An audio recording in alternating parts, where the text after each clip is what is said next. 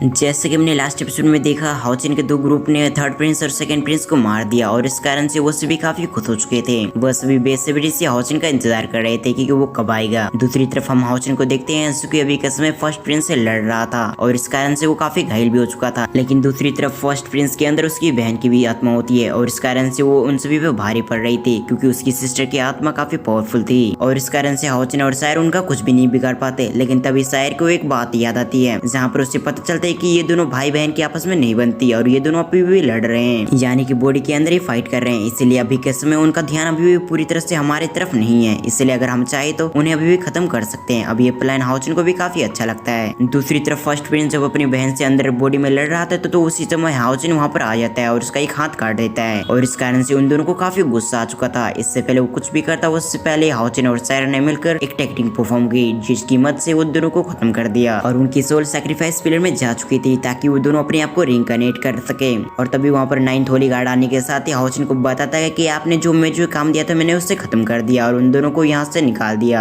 यानी कि प्रिंस और प्रिंसेस को सेफली बाहर तक छोड़ के आ गया। दूसरी तरफ ये बात सुनने के साथ ही हाओचिन काफी खुश हो चुका था और इसके साथ ही उसने वहाँ पर हाओयू को बुला लिया था ताकि वो डीमन पिलर को खत्म कर सके। सैक्रिफाइस अरेना में बर्बाद हो चुकी थी तो इसके आगे इस पार्ट की शुरुआत होती है। इस वीडियो की शुरुआत में हम हाओचिन को देखते हैं। हाओचिन अपने मन में कहता है सबसे बड़ी मुसीबत तो अब शुरू होगी क्योंकि मुझे पता है कि अब आने वाली बैटल काफी खतरनाक होने वाली है। दूसरी तरफ हम स्नेक डीमन गॉडेस को देखते हैं जो कि इस कारण से काफी गुस्से में आ चुकी थी। वो अपने मन में कहती है ये ऐसा नहीं हो सकता, ये पूरी तरह से नामुमकिन है। मेरा सैक्रिफाइस अरेना पूरी तरह से तबाह हो चुका है, यहाँ तक कि मेरे चारों बेटे मारे जा चुके हैं। मैं उन सभी इंसानों को खत्म कर दूंगी। इन चींटियों ने मेरे अरेना मेरे बच्चे को खत्म कर दिया। इन सभी गंदे इंसानों को कोई भी हक नहीं है कि ये सभी जिए। ये सभी कहते हुए काफी गुस्से में लग रही थी और हम देखते हैं कि ये भी काफी नए लुक में होती है और इस कारण से काफी खतरनाक भी दिख रही थी। ये सब कहते हुए वो अपनी एनर्जी को रिलीज करती है जिस कारण से हम आसपास के पिलर को देखते हैं जो कि तबाह हो जाते हैं और उसके अंदर से काफी मात्रा में बिजली निकल रही थी। प्रीव्यू के अगले सीन में हम हाओचिन को देखते हैं जो कि हाओयू के साथ मर्ज हो चुका था और इसके साथ ही उसने अपने दोनों डिवाइन स्वॉर्ड को भी निकाल लिया था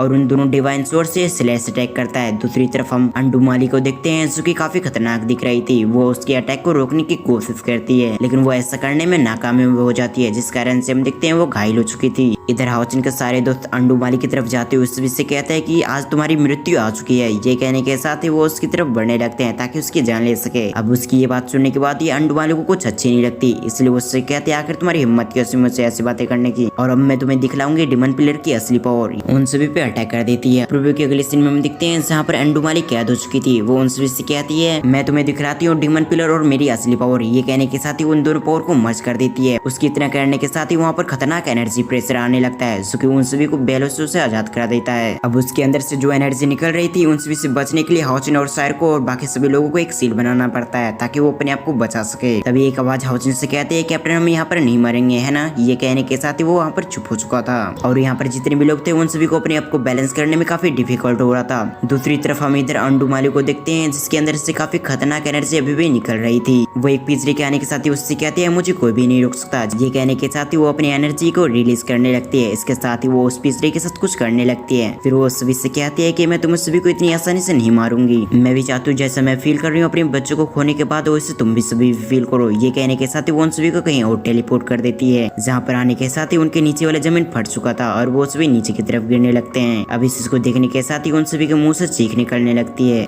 और इसी सीन के साथ हमारा ये प्रीव्यू यहाँ पर एंड होता है। अगर आपको वीडियो पसंद आए तो वीडियो को लाइक करें, चैनल पर नहीं हो तो सब्सक्राइब करने के साथ ही बेल आइकन कॉल पर प्रेस करना ना भूलें। तो फिर मैं मिलता हूं किसी और वीडियो में, जब तक के लिए थैंक्स फॉर वॉचिंग।